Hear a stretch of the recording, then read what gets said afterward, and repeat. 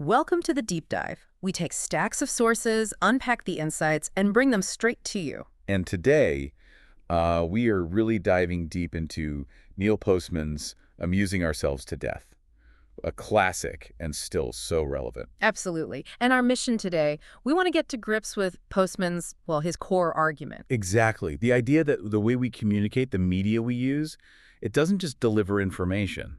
It actually shapes how we think. It shapes our culture, what we even consider to be true. Yeah, and we'll look at the big shift he saw, from print to TV, and why his warnings from the 80s still feel incredibly, almost unnervingly spot on today. We've got some great stuff to work with, too. Reactions from students reading it years later. And this fascinating experiment, the e-media fast. Oh, yeah, looking forward to that one. Plus historical context on print, the Telegraph. And then Postman's big breakdown of how TV just changed everything. News, politics, religion, school, the works. It's a lot to cover, but definitely worth digging into.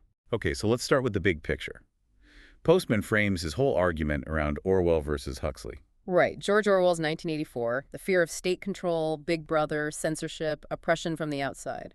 But Postman argued, even back then, that Aldous Huxley's Brave New World was looking, well, more prophetic. Huxley's vision wasn't about force, was it? It was about distraction. Exactly. Control through pleasure. Keeping people passive and happy with endless entertainment so they just stop caring about serious stuff. So the worry isn't that they'll ban books. No, it's that nobody will want to read them anyway. And it's not that truth is hidden, but that we're drowning in irrelevance. So much stuff we can't see the important things. You got it. And the really crucial part of Postman's argument is that it's about the form of the media, not just the content. How so? He argues television, by its very nature, visual, fast-paced, segmented, inherently favors entertainment. It changes how we think, what seems important, what even counts as truth. So the medium is the message, basically. Or at least it shapes the message profoundly. That's a perfect way to put it. And what's really striking is you mentioned students reading it today. They still connect with it, right? Decades later. Oh, absolutely. Their reactions really underscore how prescient he was. Like, one student, Jonathan, immediately talked about cell phones. Yeah, He said, there's just no reflection time anymore. Yeah. Constant connection, constant input, very little quiet space just to think. I see that all the time. In Liz's class, that's a great story. They tried to find a TV channel that wasn't entertainment-driven. Yeah, they thought, okay, surely there's something purely informational. But even the Weather Channel had, dramatic storm footage and music. So where did they land? C-SPAN. And Liz apparently sighed and said, which no one watches. Mm-hmm. It kind of proves his point, doesn't it? Pure, unadorned information struggles in that format. It really does. Yeah. And Kara noticed how this leaks out, too. Like teachers now feeling pressure to be entertainers. Right. Got to keep the kids engaged, put on a show. And Ben, another student, he was skeptical at first, groaned about reading an old book. But then he realized Postman's point about TV making everything seem immediate, only about the present.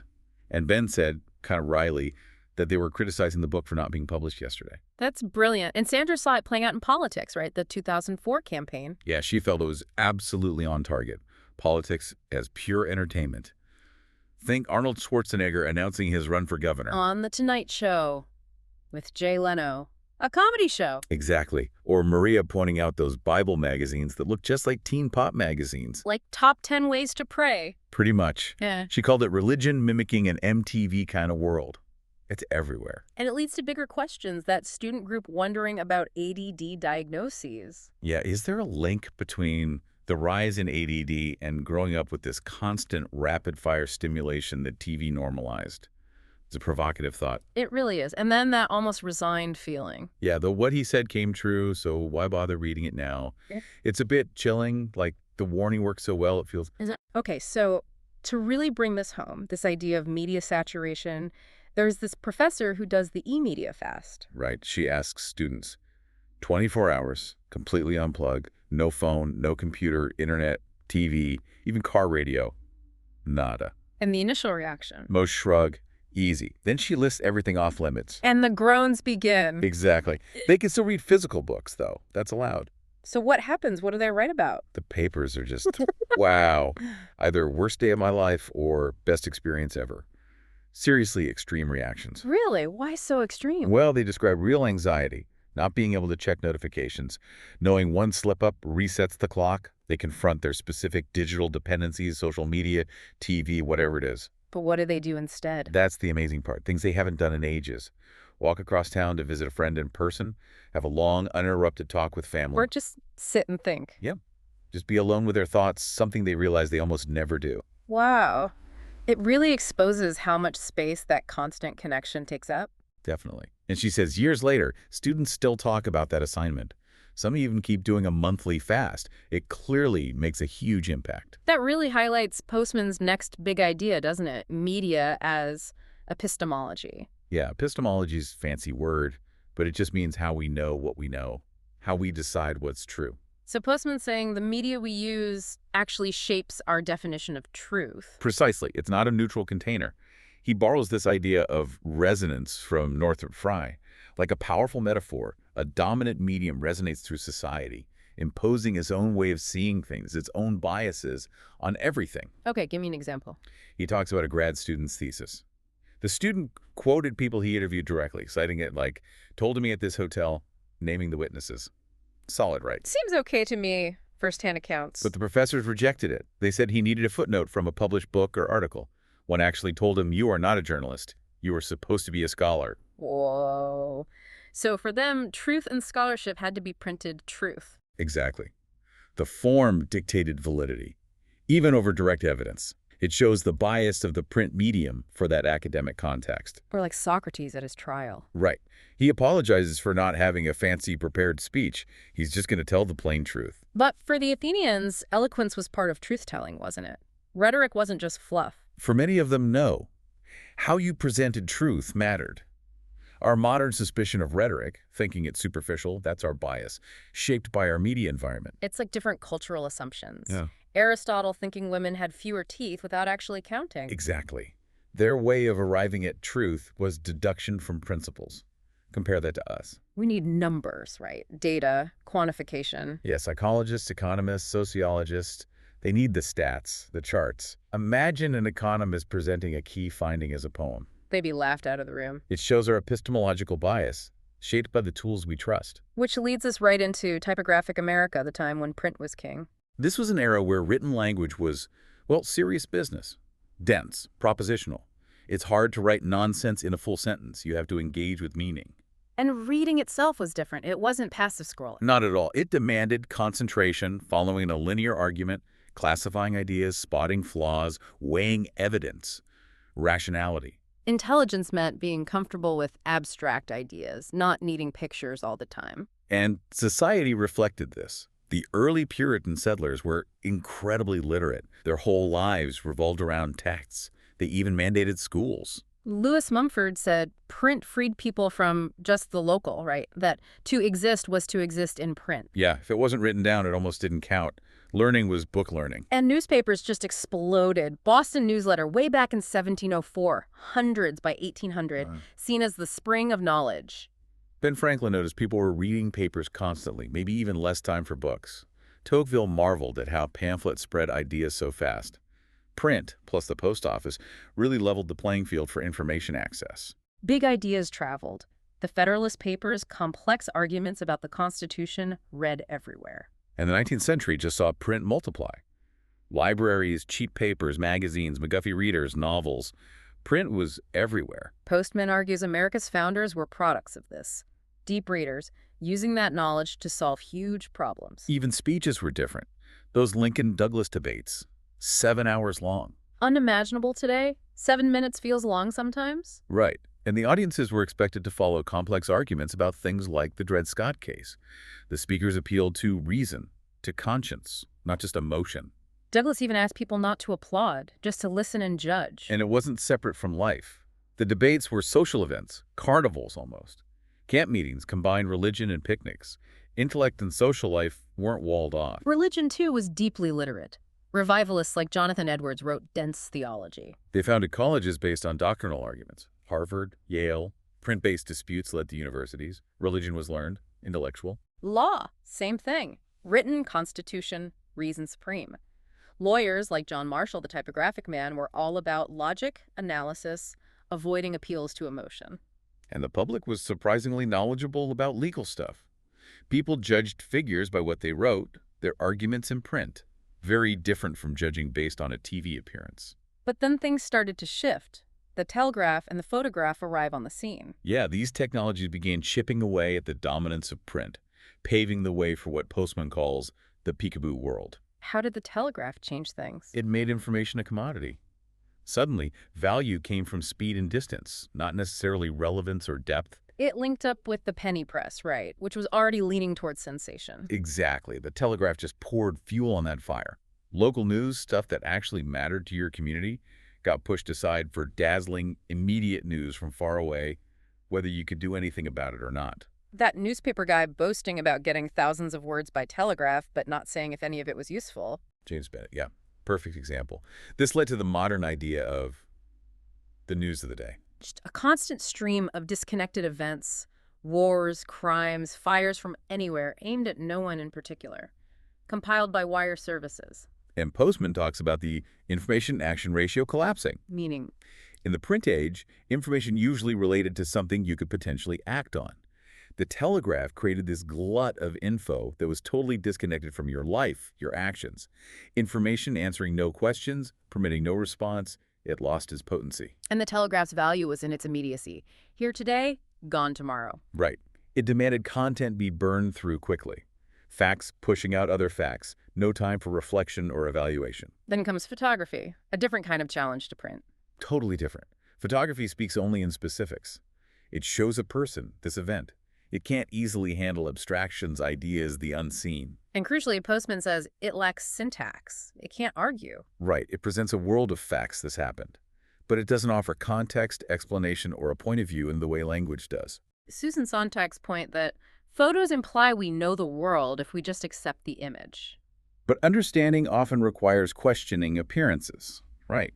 Language lets us say true or false, challenge things. A photo on its own just is. You can't really argue with an unfake picture's basic assertion that something looked that way. And photos isolate moments. They lack the context that language builds through sequence. Yeah, they create a discontinuous world, atomized events, a kind of perpetual present, no clear story. Daniel Boorstin called it the graphic revolution, an assault on language. Pictures started competing with words as the main way to understand reality. Seeing became believing, not reading. You might get a photo with a headline which looks like context. But if the event is totally isolated and irrelevant to you, it's what Postman calls illusory context. It just becomes trivia.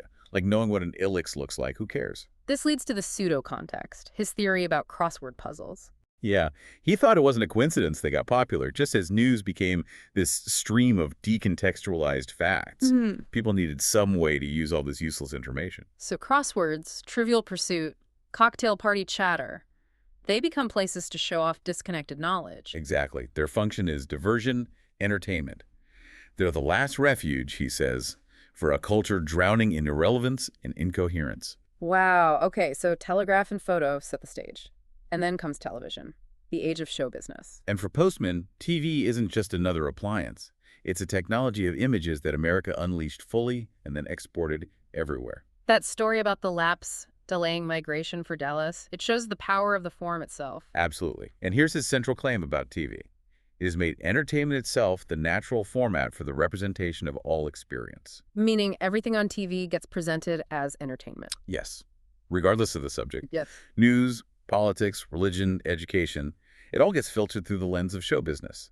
Entertainment becomes the supra-ideology. The news is the classic example, covering horrific events, then the chipper sign-off, join us tomorrow. Right. The attractive anchors, the friendly banter, the exciting music, the commercials, it all frames it as a performance, a show. He even looked at supposedly serious TV discussions, like after the day after movie.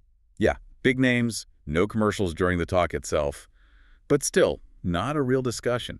Yeah. No deep arguments, no follow-up questions. The host was just keeping the show moving, right? Making sure everyone got their soundbite. Exactly. Sustained, complex thought just doesn't play well on TV. The medium itself, its need for visuals and constant pacing, suppresses dense ideas in favor of, well, the values of show business. And because TV became the main source of information for so many? How TV presents the world becomes the model for how the world should be presented. Off-screen, too. The entertainment metaphor takes over, And we see it everywhere, that televised bypass surgery. turning the doctor and the patient's chest into celebrities, and the patient saying they won't let him die on live TV. The performance aspect, yeah. Or the flight attendant doing games during turbulence. Distraction over seriousness. Even in universities. That professor winning an award for using basically comedy routines to teach science. Effectiveness measured by laughs. Filming the Amish for Witness, despite their beliefs against images. It's surreal, and the lines blur. Meryl Streep getting more applause than Mother Teresa at Yale. Or Dick Cavett, a talk show host, giving the commencement address. Status defined by TV visibility. And politics just transforms completely. The selling of the president, advertising logic takes over. Simple slogans, emotional images, forget complex arguments. Politicians become celebrities. They have to perform. Truman was known, but not a celebrity in this way. Politics was separate. But then you get politicians on game shows, talk shows, comedy shows. By the 80s, it was a flood. Everyone doing the entertainment circuit. And Postman linked this to the decline of political parties. He saw a connection. Voters focus on the candidate's performed personality, their image, rather than the party platform or their own group interests. He contrasts it with older views, like his dad saying, did the Republicans win? No. Did this guy win? Or Big Tim Sullivan letting one guy vote Republican, but only caring about the overall party vote. Identity and structure mattered more than the individual performance back then. And this constant amusement becomes a kind of control. A pacification, yeah. Tyrants always used bread in circuses, but people still knew the difference between games and reality. But if everything is presented as entertainment, as a joke, then censorship isn't needed. People just ignore what isn't amusing. They're distracted into submission. Education gets caught in this too. Sesame Street, for example. Postman wasn't blaming Sesame Street directly, but TV itself. The classroom just seems boring compared to TV's constant stimulation. So the TV style of learning undermines school learning. He thought so. Sesame Street teaches kids to love television, its pace, its visuals, more than it teaches them to love school. TV becomes its own curriculum, dominating kids' time and attention. Pretty much wiping out the school curriculum in terms of influence. And TV's big contribution to education philosophy. That teaching and entertainment are the same thing. Exactly. A totally new idea. Plato, Dewey, none of them thought that. They assumed learning was hard work, required discipline, delaying gratification. But TV has to be user-friendly, can't be too difficult, or people change the channel. So the commandments become, don't confuse people, avoid complex explanations, use stories, images, music. Like The Voyage of the Mimi Project. Multimedia looked fancy. But the TV show drove everything. The books and computers were just add-ons, dictated by the show's format, content shaped by TV's needs. And it ignored the bigger question. How does the medium itself change how kids think? Who teaches critical viewing? Exactly. Which brings us to the structure of TV discourse itself, summed up by that phrase. Now, this, the ultimate expression of discontinuity. Perfect phrase for it. News anchors use it constantly. Jump from a bombing Our commercial. to the weather to a cute cat video. Totally unrelated, jarring shifts. Each segment is separate, no connection needed, because time is sold in tiny chunks, images rule, and viewers might tune out any second. You're never asked to hold a thought or feeling for long. This leads to that idea of credibility replacing reality, the Christine Kraft case. Fired not for bad reporting, but because her look supposedly hurt ratings. Credibility is performance. Which is dangerous for politics, if looking truthful is more important than being truthful. Yeah. Postman wondered if Nixon's problem wasn't just lying, but looking like a liar on TV. The performance failed. News framed with music, like scenes in a play, nothing too serious. And the sheer brevity. 45 seconds for a story. How can anything seem important if it's dealt with that quickly? There's no intent to explore implications, just move on to the next shiny thing. Pictures dominate. The footage runs, even if it doesn't quite fit the story just because it's visual. It bypasses thought. And the commercials constantly undercut any seriousness. It just makes the whole claim of TV news being serious public discourse fall apart. We're just so used to the constant discontinuity, we don't even notice how bizarre it is compared to, say, reading a book. Robert McNeil nailed the assumptions, didn't he? Bite-sized, avoid complexity, visuals over thought. And his own show, trying to do it differently, had almost no audience. Commercial pressures demand the entertainment package. This even affects how people react to lies from leaders. Yeah, those White House officials noting public interest dropped when news coverage of Reagan's factual errors dropped. Lippmann thought people would care if lies were exposed. But the public reaction was more like, meh, not entertaining. Unless you get the drama, the pictures, the music, like Watergate had lies don't hold attention. And in this fragmented this world, contradiction just disappears. If everything is isolated, how can anything contradict anything else? Comparing what someone said last year to now, that's old news, not amusing. Reporters were confused by the public indifference, but it makes sense in this framework. And this TV way of doing things becomes the model everywhere. Trivialization spreads. USA Today explicitly copied the TV format. Short stories, pictures, graphics, color, shallow, theatrical. The result, an information environment like Trivial Pursuit, just collecting amusing facts. Postman's final worry.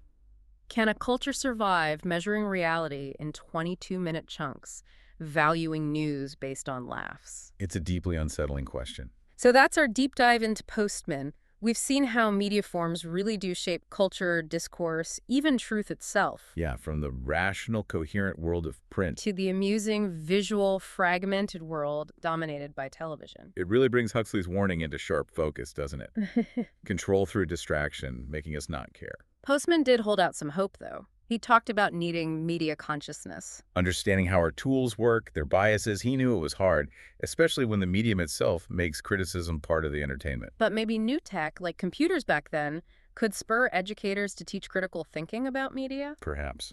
It's an ongoing challenge. So here's a final thought for you, the listener, to take away from all this.